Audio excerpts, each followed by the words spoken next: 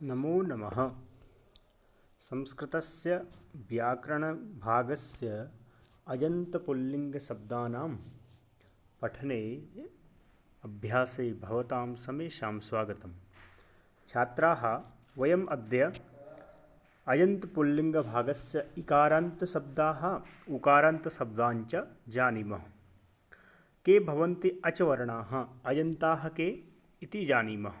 अस्तु, यथा अच वर्णः अन्ते यस्य सः अजन्तः इति वयं जानीमः। अच नाम स्वरः, यानी कि स्वर जिसके अंत में होते हैं उसे हम अजंत कहते हैं।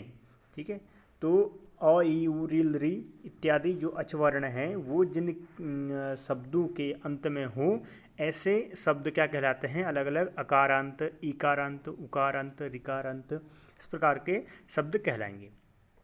उदाहरण के लिए देखते हैं, यस्य शब्दस्य अन्ते अकारः सः अकारान्तः, यस्य शब्दस्य अन्ते इकारः सः इकारान्तः, यस्य शब्दस्य अन्ते उकारः सः उकारान्तः। ठीक है, तो इस प्रकार से जिस शब्द के जैसे हम वर्ण विच्छेद जब हम करते हैं तो वर्ण विच्छेद करते समय जब शब्द के अंत में उ आए तो उकारांत होगा, ई आए तो इकारांत होगा। ठीक है, तो इकारांत उकारांत पुल्लिंग शब्दाः तेषां विषये वयं जानीमः। अस्तु, तो एकवारं अभ्यासं कुर्मः क्रमशः, इत्युक्ते वाक्यशः वयम् अभ्यासं कुर्मः। अनन्तरं तेषां रूपाणि कथं चलन्ति तदपि वयं जानीमः। अस्तु, एक बार इसका अभ्यास किस प्रकार से करेंगे? वाक्यशः करेंगे, यानी वाक्य में हम किस प्रकार से उसका प्रयोग कर सकते हैं। ठीक है, तो भानु शिविः च, तो दो जने हैं आपस में संवाद करते हैं। किम कथयति भानु? मित्र अत्र मुनेः आश्रमः, मुनिः महातपस्वी। तो भानु कहता है कि मित्र यहाँ पर मुनि का आश्रम है। ठीक है, मुनिः महातपस्वी, अंडरलाइन जहाँ भी किया हुआ है ये सभी क्या हैं? कुछ इकारांत हैं, कुछ उकारांत शब्द हैं। ठीक है, तो बाद में इस पर विस्तृत रूप से चर्चा करेंगे। तो मुनि क्या है? महातपस्वी हैं। तो शिवी कहता है महातपस्वी सह, क्या वो महातपस्वी हैं? तो भानु कथयति आम अत्र मुनीना पशूनाम हिंसा निषिद्धा। तो कहता है क्यों है महान वो? क्योंकि यहाँ पर मुनि के द्वारा पशुओं की हिंसा करना निषिद्ध कर दिया गया है, इसलिए वो महान है। ठीक, शिवी कथयति शोभनम, बहु उत्तमम, अच्छा है। पुनः भानु कथयति अन्यदपि पश्यतु या जलधारा भूमेः निर्गता वहति सा अपि मुनेः प्रभावात् एव, यानी कि जो यहाँ पर जलधारा बहती है, निकल रही है भूमि से, ठीक है, तो वो भी क्या है? मुनि के प्रभाव से ही है। ठीक है, तो मैं आपको अंडरलाइन करके बताऊं तो यहाँ पर जो शब्द हैं, ठीक है, तो आपको पसावाह दिख रहा है यहाँ पर। ठीक, उसके बाद कपी नाम जो शब्द दिख रहा है, तो ये दोनों ही क्या हैं? इकारांत शब्दों के रूप हैं। ठीक है, तो या जलधारा वहति सापि मुनेः प्रभावात्। शिविः पुनः कथयति आश्चर्यं भानो पश्यतु इतः सिंहव्याघ्रमृगादयः पशवः निर्वैराः भ्रमन्ति, यानी कि यहाँ तो क्या दिख रहा है कि शेर, बाघ और मृग आदियों के जो आदि पशु हैं, ठीक है, वो निर्वैर यानी किसी वैर भावना के, किसी क्रोध के बिना वश में आए हुए, ठीक है, यानी बिना क्रोध के, बिना वैर के, बिना कलह के यहाँ पर भ्रमण कर रहे हैं। कपी नाम तो का कथा, यानी कि बंदरों की तो क्या कथा कहें, यानी कि वो तो घूम ही रहे। ठीक, तो पुनः भानु कथयति आम अत्र सर्वे स्नेहेन वसंती, यानी कि यहाँ की महानता ही ये है कि यहाँ सब लोग किससे रहते हैं? स्नेह से रहते हैं। अयम अपि मुनेः प्रभावात्, ये भी मुनि के तप का ही प्रभाव है, जिस वजह से सारे, चाहे बाघ और गाय हो, ठीक है, सांप और नेवला हो, एक साथ किससे? स्नेह से रहते हैं। शिवी महदाश्चर्य, बहुत आश्चर्य की बात है। पश्यतु बंधो कश्चित् बटुभ्यः वस्त्राणि मुनिभ्यः च फलानि यच्छति, यानी कि कोई, हे बंधु मित्र, कोई बटुओं के लिए वस्त्र तो मुनि के लिए फल इत्यादि यहाँ पर दे रहा है। तो बटुभ्यः भी क्या है? उकारांत शब्द है, बंधु भी उकारांत शब्द है। ठीक है, भानु पुनः कथयति शिवे कश्चन श्रद्धालु अस्ति जनानां मुनौ श्रद्धा अस्ति, यानी कि कोई श्रद्धालु है और लोगों की मुनि में क्या है, श्रद्धा है। ठीक है, दोनों ही शब्द, एक है उकारांत शब्द, एक है मुनि शब्द, इसको जानेंगे अभी। ठीक है, नीचे विस्तृत रूप से जितने भी अंडरलाइन वर्ड आ रहे हैं। शिवी, अधुना तो सायंकाल है, इस समय क्या हो गया है, सायंकाल हो गया है। भानोः किरणाः न दृश्यन्ते, यानी कि सूर्य की किरणें अब नहीं दिख रही हैं। भानुः अतएव मुनयः ऋषयः बटवः च अग्नौ हवनं कुर्वन्ति। तब भानु कहता है कि इसीलिए कि सायंकाल का समय हो गया है, सभी मुनि ऋषि बटु क्या कर रहे हैं, अग्नि में हवन कर रहे हैं। ठीक, जनाः मुनिन् प्रणमन्ति च, सभी लोग क्या कर रहे हैं, मुनि को प्रणाम कर रहे हैं। तो मुनयः शब्द भी क्या है यहाँ पर, अंडरलाइन नहीं किया है, लेकिन मुनयः शब्द भी इकारांत शब्द है, ऋषयः शब्द इकारांत शब्द, बटवः शब्द उकारांत शब्द है। ठीक है, तो अग्नौ शब्द, अग्नि शब्द क्या है, इकारांत शब्द है। तो इस प्रकार से शिवी ही कहते थे अस्तु अधुना गृहं चलावः है। ठीक है, इस समय हम घर चलते हैं। आगे क्या होता है कि इकारांत उकारांत पुल्लिंग शब्दाः, यानी कि इकारांत उकारांत पुल्लिंग शब्दों के बारे में कुछ और जानकारी देते हैं। कहते हैं कि अस्मिन् संवादे कानिचित रेखांकितानि पदानि सन्ति, इस संवाद में क्या है, कुछ रेखांकित पद किए हुए हैं। तेषु कतिपयानि अत्र दत्तानि, कुछ उनमें से यहाँ दिए हुए हैं। अत्र प्रत्येकम शब्दस्य मूल शब्दः कः, यानी कि यहाँ पर जो हमने मुनि शब्द पढ़ा, अग्नौ पढ़ा, ठीक है, बटवः पढ़ा, तो ये सारे जो अंडरलाइन किए थे इन शब्दों के वो क्या है, मूल शब्द क्या है। ठीक है, जैसे बालकः शब्द है, तो बालकः का मूल शब्द क्या है, बालक। ठीक है, इसी प्रकार से इन शब्दों के मूल शब्द क्या हैं ये जानेंगे। प्रत्येकम शब्दस्य अंतिमः वर्णः कः, यानी कि प्रत्येक शब्द का अंतिम वर्ण क्या है उसे भी जानेंगे। ठीक, तो चलते हैं। तो पदानि सन्ति एकस्मिन् भागे, एकस्मिन् भागे मूलशब्दाः सन्ति, एकस्मिन् भागे अंतिम वर्णश्च अस्ति। तो मुनि ही, पहला शब्द क्या है, मुनि ही है, तो इसका मूल शब्द क्या है, मुनि। ठीक है, और ये क्या है, इकारांत है, क्योंकि म प्लस उ प्लस न प्लस ई, तो इस प्रकार से इकारांत शब्द हुआ मुनि। फिर मुनौ, ठीक है, मुनौ शब्द क्या है, सप्तमी विभक्ति का सूचक है। ठीक है, मुनि में, तो इसलिए मुनि शब्द ही इसका मूल शब्द है, इकारांत शब्द है। इसी प्रकार से कपीनाम का कथा था ना, तो उसमें कपि शब्द इकारांत शब्द है, वो लास्ट में ई है, तो जिसके लास्ट में जैसा शब्द होगा वो वैसा होगा। ठीक है, ऋषयः, फिर ऋषि शब्द मूल शब्द है और इकारांत है। ठीक, अब उकारांत शब्दों को देखते हैं। शब्द है पशु नाम, तो पशु शब्द है और उकारांत है। बंधो है, बंधु शब्द है, उकारांत है। ठीक है, पशवः था, बहुवचन है। ठीक है, तो पशु शब्द था, उकारांत है। तो बटुभ्यः, बटु शब्द है, मूल शब्द और उकारांत है। ठीक है, श्रद्धालु, श्रद्धालु शब्द मूल शब्द है और क्या है, उकारांत है। ठीक है, ऐसे ही भानोः, भानु शब्द मूल शब्द है और उकारांत है। तो इस प्रकार से ये मूल शब्द और उसके हैं, यानी कि उकारांत हैं कि इकारांत हैं, ये हमने जाना। अब इकारांत उकारांत शब्दों के बारे में थोड़ी और जानकारी लेते हैं। तो पशुः, बंधुः, बटुः, श्रद्धालुः, भानुः, ये सभी शब्द क्या हैं, उकारांत हैं। ठीक है, नीले वर्ण में देख रहे होंगे आप उकारांत। अब उकारांत शब्दावली, ठीक है, पहले हम इकारांत शब्दावली को जानेंगे, उसके बाद हम उकारांत शब्दावली को जानेंगे। ठीक है, किस प्रकार से इसके रूप चलते हैं। तो हरि शब्द देखते हैं, इकारांत पुल्लिंग शब्द है हरि। ठीक है, तो जैसे आप देख रहे हैं कि प्रथमा विभक्ति, द्वितीया, तृतीया, चतुर्थी, पंचमी, षष्ठी और सप्तमी। ठीक, तो हरि शब्द के रूप दिए हुए हैं, हरि ही, हरि, हरयः, हरिम, हरि, हरीन, हरिणाम, हरिभ्याम, हरिभिः, हरये, हरिभ्याम, हरिभ्यः, हरेः, हरिभ्याम, हरिभ्यः, हरेः, हर्योः, हरीणाम, हरौ, हर्योः, हरिषु, हे हरे, हे हरि, हे हरयः। ये सामान्य रूप से हरि शब्द यानी कि इकारांत शब्द का एक रूप है। ठीक है, अब हम क्या करेंगे कि अधोलिखित शब्दानाम रूपाणि लिखित्वा रिक्त स्थानानि पूरयामः। तो अब देखो, प्रत्येक में यहाँ शब्द दिए हैं, आप देख रहे हैं, पहले विभक्ति दी है, प्रथमा, द्वितीया, तृतीया, चतुर्थी, पंचमी, षष्ठी, सप्तमी और संबोधन। फिर शब्द दिए हमारे पास, यानी कि प्रत्येक विभक्ति के लिए एक एक शब्द है, और सामने हमारे पास प्रमाण स्वरूप हरि शब्द के रूप है। इसके आधार पर हमने रूप बनाने। ठीक है, तो मुनि ही का मुनि शब्द का कैसे बनेगा? प्रथमा मुनि ही मुनि मुनयः। जिस प्रकार से हरि ही हरि हरयः बना, उसी प्रकार से मुनि ही मुनि मुनयः। फिर द्वितीया में कवि शब्द का बनाना है, तो प्रमाण क्या है हमारे पास? हरि शब्द है, तो हरिम हरि हरीन है, तो बनेगा कविम कवि कवीन। ठीक है।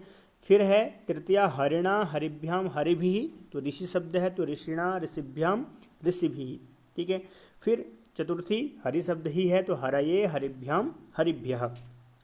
पंचमी में हमारे पास शब्द है कपि।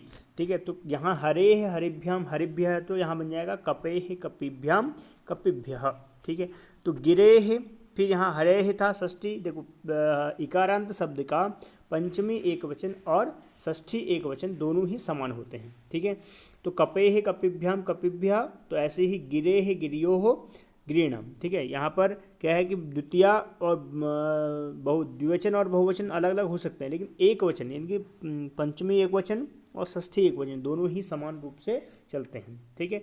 तो कपे है कपिभ्याम कपिभ्यः गिरे है, ठीक है, बन जाएगा। फिर गिरियो हो गिरीणाम, जैसे हरे है हरियो हो हरिणाम, वैसे है गिरे है गिरियो हो गृणाम। ठीक। आगे है शब्द हमारे पास नृपति।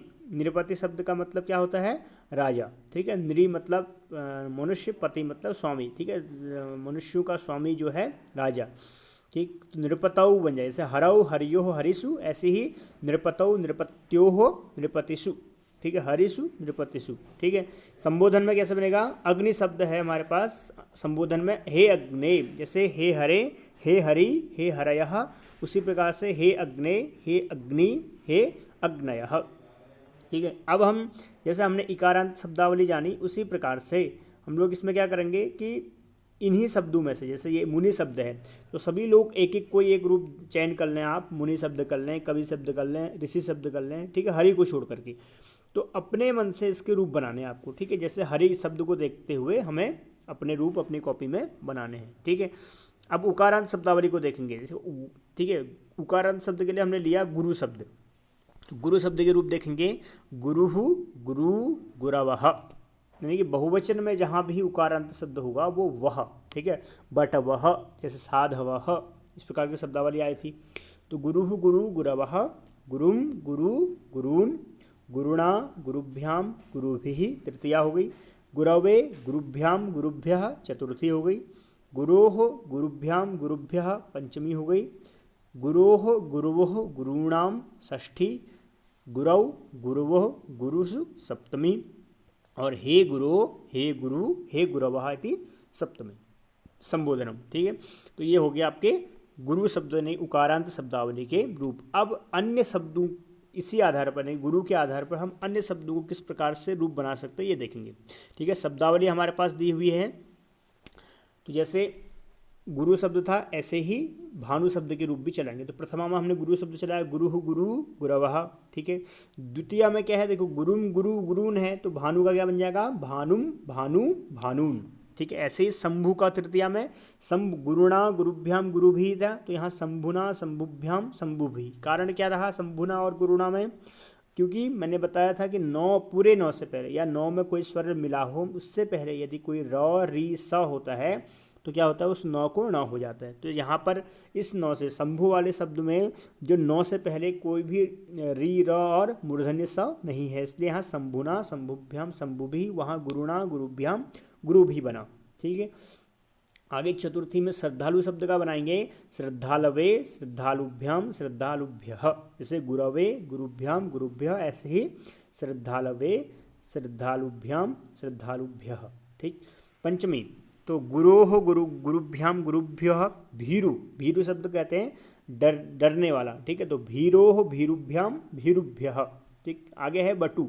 बटु शब्द हमारे पास है षष्ठी में, तो यहाँ षष्ठी में कैसे रूप चलाया इसने? गुरोः गुरुवोः गुरूणाम, उसी प्रकार से बटोः बटवोः बटूनाम। ठीक है। फिर दीनबंधु शब्द है, तो यहाँ गुरौ गुरुवोः गुरुसु, तो दीनबंधौ दीनबंधोः दीनबंधुसु। ठीक है। तो बंधु शब्द यहाँ दिया है संबोधन में, हे गुरु हे गुरवः हे बंधो हे बंधु हे बंधवः। ठीक है। बंधवः शब्द जो कहता है प्रथमा और संबोधन दोनों में ही बनता है। ठीक है।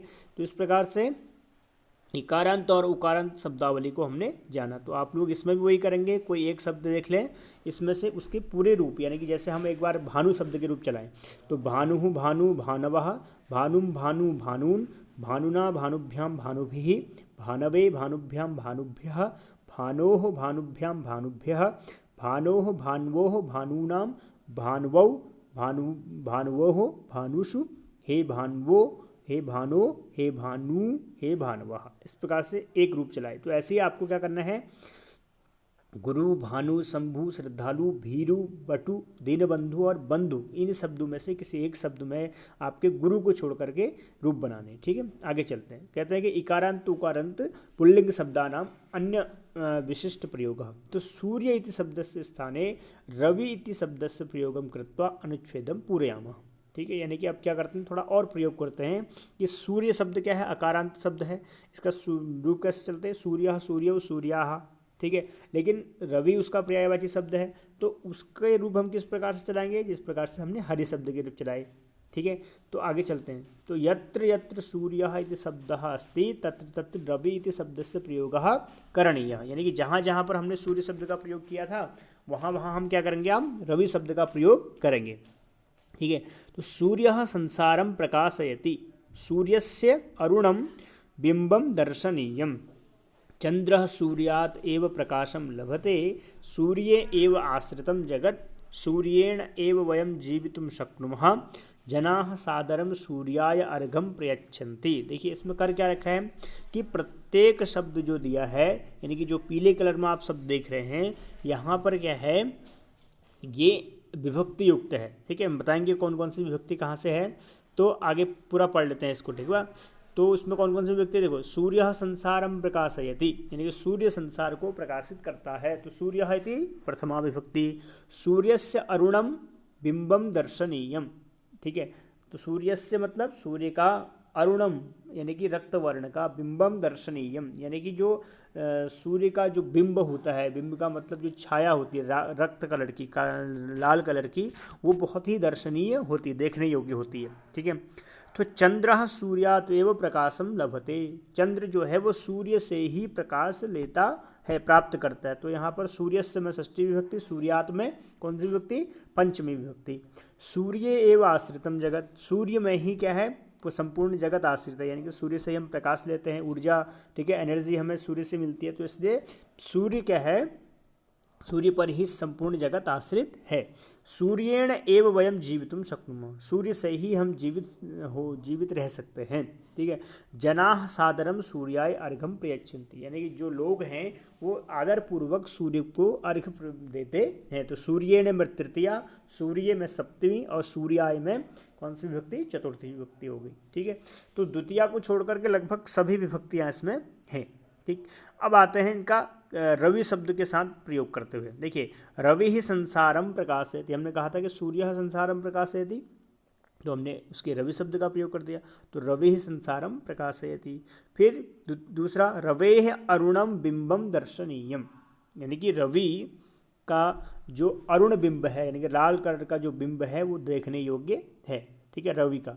चंद्रः रवेः एव प्रकाशम लभते, तो रवि शब्द का हमने पंचमी क्या करी, रवि ही, वहाँ सूर्यात था, यहाँ रवि ही। ठीक है, तो चंद्र जो है वो रवि से ही प्रकाश लेता है। रवौ एव आश्रितम जगत, जैसे हरव था वैसे ही रवौ एव आश्रितम जगत, यानी कि रवि पर ही संपूर्ण जगत आश्रित है। रविणा एव वयम जीवितुम शक्नुमः, यानी कि रवि के द्वारा ही हम जीवित रह सकते हैं। जनाः सादरम रवये अर्घ्यम प्रयच्छन्ति, तो यानी कि जो लोग हैं वो क्या हैं, रवि को आदरपूर्वक अर्घ्य देते हैं। अब देखिए, इसमें हमने एक तरफ दिए हैं सूर्य शब्द के रूप, यानी कि जो कि अकारांत शब्द हैं। ठीक है, दूसरी तरफ दिए हैं रवि शब्द के रूप जो कि इकारांत हैं। ठीक है, एक बार इनके रूप देखें।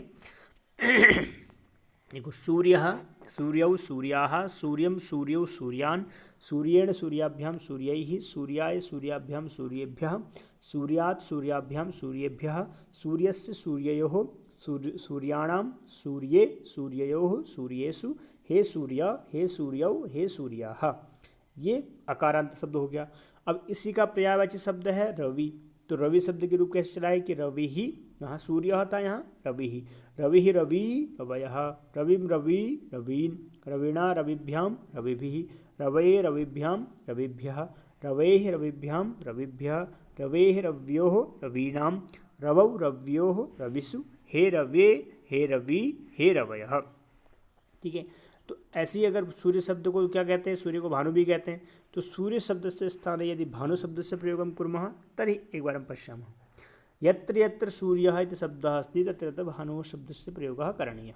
सूर्यः संसारं प्रकाशयति सर्वम् अस्ति। अब एतद् वयं पठितवन्तः पूर्वं, ठीक है, ये सब हमने पढ़ लिया। अब इसका प्रयोग करते हैं। भानु संसारम प्रकाशयति, यानी कि भानु क्या है, वो संसार को प्रकाशित करता है। भानु का अरुण बिंब दर्शनीय है, चंद्र भानु से प्रकाश लेता है, भानु से आश्रित है जगत, ठीक है, भानु के द्वारा ही हम जी सकते हैं और सभी लोग भानु को अर्घ्य सादर पूर्वक देते हैं। अब भानु शब्द के रूप हमने बनाए, ठीक है, अभी पहले भी बताए थे मैंने। तो इसी प्रकार सूर्य जैसे शब्द है अकारांत, वैसे ही हम भानु शब्द के रूप भी देखें, ठीक है। तो इस प्रकार से मित्राणि वयम एवं प्रकारेण अस्माभिः अधिकाधिकतया इकारांत उकारांत पुल्लिंग शब्दान अपि अभ्यासम वयम कर्तुम शक्नुमः। इसी प्रकार से अन्य शब्दों के साथ भी हम प्रयोग कर सकते हैं, ठीक है। यदा वयम नूतनम यम कमपि शब्दम शृणुमः, जब हम कोई भी नया शब्द सुनते हैं, तदा तस्य शब्दस्य सर्वाणि रूपाणि मनसि स्मरणीयानि, तो तब हमें क्या करनी चाहिए, उस शब्द के, उस नए शब्द के रूप मन में स्मरण करना चाहिए। तेन अस्माकम अधिक अभ्यास भवति, उससे हमारा क्या होता है, अधिक अभ्यास होता है।